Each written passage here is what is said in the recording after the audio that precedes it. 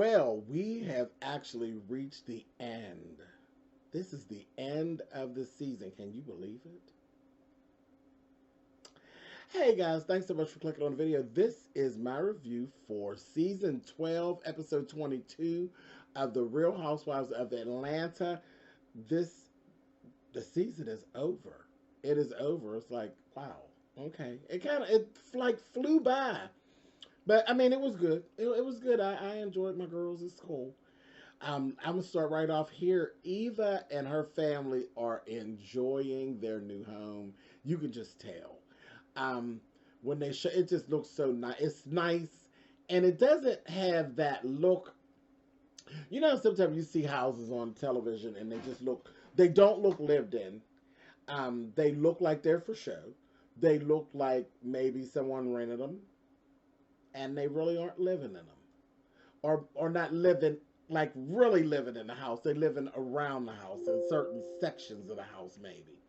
But her house already is looking lived in. The kids look comfortable in their space, and you just got a family feel. I'm loving the whole Eva and Mike and the kids. I'm loving their whole dynamic and what they're bringing to the show, which somebody might say is not really much, but it just is good energy. They brought good energy, and I'm here for it. So they are really enjoying their new home, and good for them. Noelle and Cynthia. Well, Miss Noelle is making moves down there in LA. That was really good to see. And she was on the phone with Cynthia, and she's like, "Okay, Mom, I gotta go. I gotta have an audition that I have to go to in like 30 minutes or whatever. So I gotta go." Cynthia's like, "Well, girl, she's growing up. She's growing up. Don't worry about it. That means you've done your job. Everything is cool." She's really come along into like this really confident young lady, and that's nice to see as well. Cynthia has set herself a wedding date. Her wedding date is 10/10/20 with 2020, which is very, very cute. Very, very cute. So good for you, Cynthia. Moving on. Mama Joyce and Candy.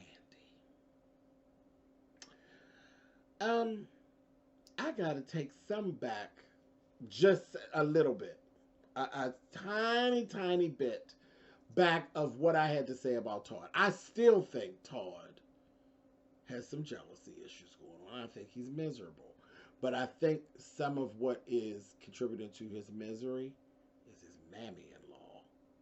Yet again, see. I didn't really realize how much Joyce has reverted back to the old Joyce. See, when Todd's mother died, Joyce had chilled out a lot. But as I'm seeing, and they're showing more and more, Joyce is back and dang near full on bitch mode again, the way she was in the beginning with Todd. So I think a lot of that is what the problem is with Todd. Candy, you better get a handle on this shit, or you're going to be single. You're going to be single. You're going to be divorced. You're going to be divorced. You're going to fool around. And I think that's what your mama want for you. I really do. I'm sitting, I'm looking at, and I'm like, Joy, I think that's what she wants for you. The whole old maid look. So you better get it together, ma'am. Anyway, she goes into this lunchbox story. I'm like, where you going, Mama Joyce, with this? This whole thing, she goes through this whole dissertation to get down to people will take your money, and I don't trust people. Well, we know you don't trust people. You don't trust people with your money, and you really don't trust people with Candy's money. Not anybody that has direct access to it. Though you don't mind screwing it up yourself. See, the lunchbox story, we can go back. Some of the lunchbox story would apply to you, because you run through Candy's money as well as Candy. Better than Candy do. Let's not do a history lesson. Y'all remember the man in the house? and the renovations and all that mess that went on, all that money that she screwed up about nothing. But you so busy worrying. Girl, Joyce is on one. And Candy, you better stop playing into it before you mess around and lose your husband. And that's what I got to say. Period. She's going through the whole thing. I think you should put everything in a trust now, not later. Nobody asked you nothing. Girl, she's trying to run your husband away. Anyway, Wendy Williams called Nene on the phone, telling her to watch out for Kenya. There was this whole little thing on the red carpet at this little event for Sally's beauty supply store. And she basically had said some things about Nene, and Wendy was putting Nene up on game. Okay, so Wendy was starting the shit. In the midst of all that, Nene dishes some tea back, and she says to Wendy something about, girl, they never found her marriage license, and something about paying, something about she allegedly may have paid for Mark and the baby, basically paying for a sperm donor, and all of this kind of carrying on, giving this word on the street. I said, oh, Jesus, okay. I messed. I said, okay, so it's going down.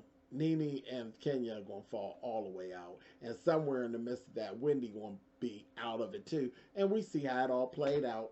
When it all got done playing out, Nene and Wendy didn't having problems. Kenya and Nene had problems. Just like I said, child. Anyway, moving on. Now, Todd has basically put together the baby shower for Candy. And the theme is A Star is Born. It's basically a block party. They had it at this studio, like it's a studio, and it's all outdoors, and it's basically a block party. Really groovy. It's A Star is Born. So if you know anything about the movie A Star is Born, it is truly people from humble beginnings who run into fame, and there's a love story, and it's musical, okay? So everything is pretty, the theme is upscale and downscale all together. So even the outfits that the girls were choosing to wear, everything was like working in. Like Candy ended up wearing like a sequin dress and had on tennis shoes. So it really, the theme was, it was cute. You could be as dressy as you want or as down dressed as you want with some, like, you know, if you wanted to wear a jogging suit, that Nene wore a jogging suit basically that was sequins with pumps. So it was really cute and catchy. It was cute. Very cute. Mama Joyce decided she wasn't coming. And she didn't come to the baby shower. All because earlier on, Todd had come to OLG and he was just stressed and he just wasn't dealing with Mama Joyce's mess. See, this is where I had to go back and put some of my stuff to rest about how I was really riding Todd, because I saw what was going on with him and Mama Joyce. He didn't even want to be bothered. So he didn't come back there where Candy and Mama Joyce were. He sat up at the front of the bar and had a drink or whatever and then went on and left. He didn't even go to the back. So he didn't speak to her. She got an attitude. And then said, you know, she felt like he was disrespectful and she wasn't.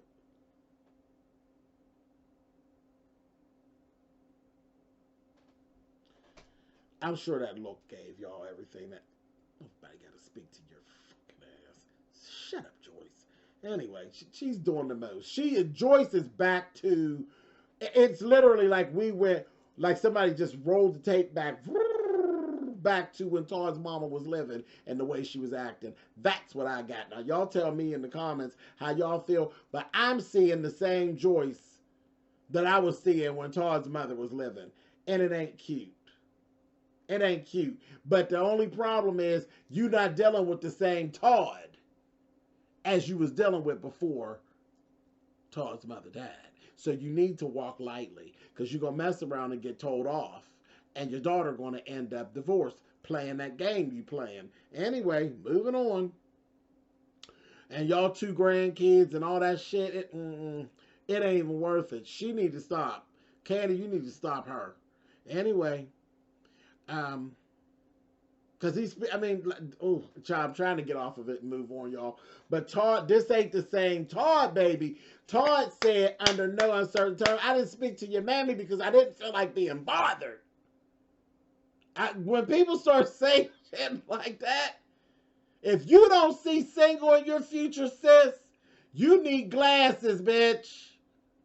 When your husband tell you, I didn't come back and speak to your mammy because I didn't feel like being bothered, you should see single in your goddamn future. And if you don't change something. And I'm telling you, if not, you need glasses or cataract surgery, bitch. Anyway, moving on.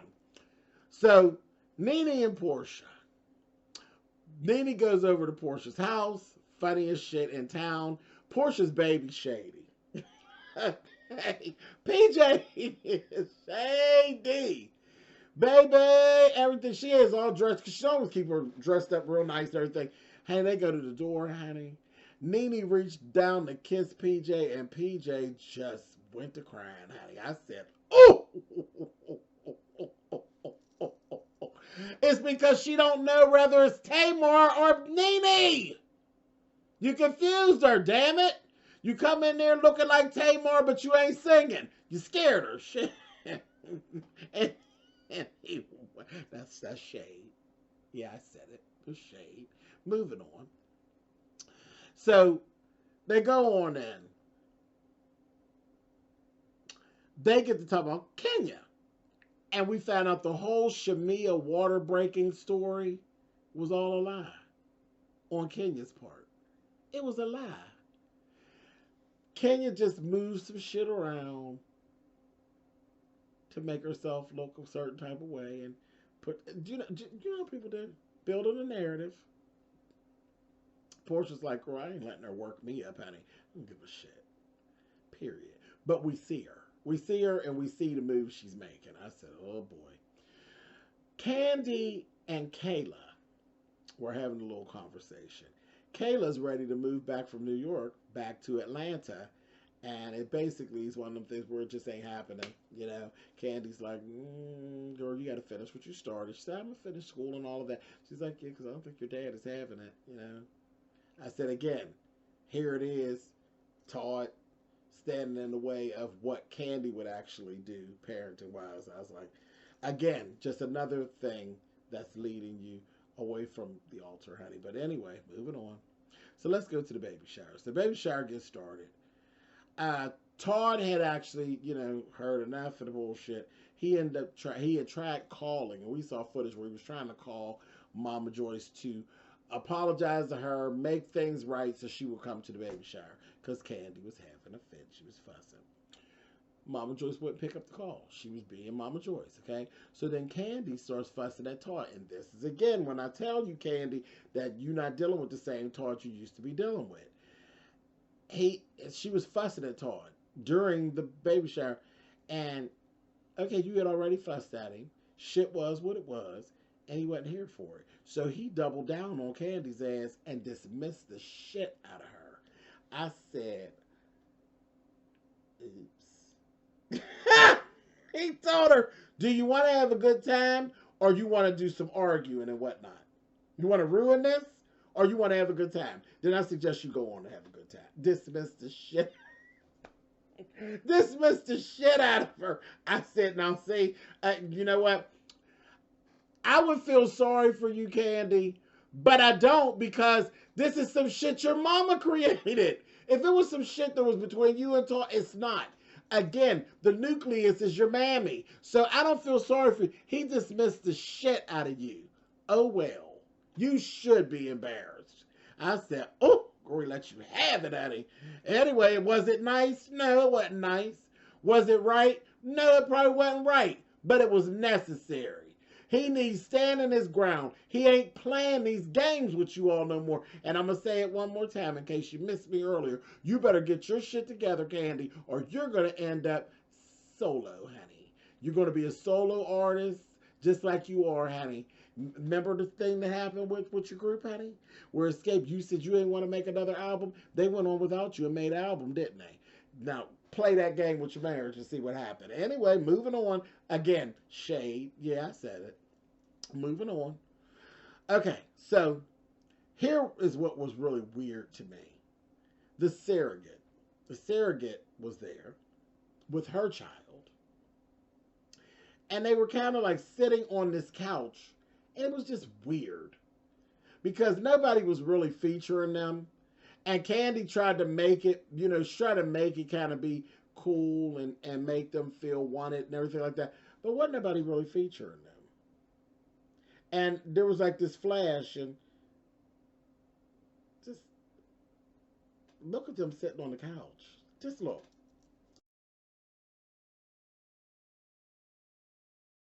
Weird. That was weird to me. Child, bye. That was weird. Anyway, child, I ain't like that. Wasn't nobody featuring them, honey. Moving on. So, the big thing was, toward the end, Candy was trying to bring the surrogate up on the stage to thank her and all of this. And in the midst of that, Todd had apologized to Candy on stage. So that smoothed everything over.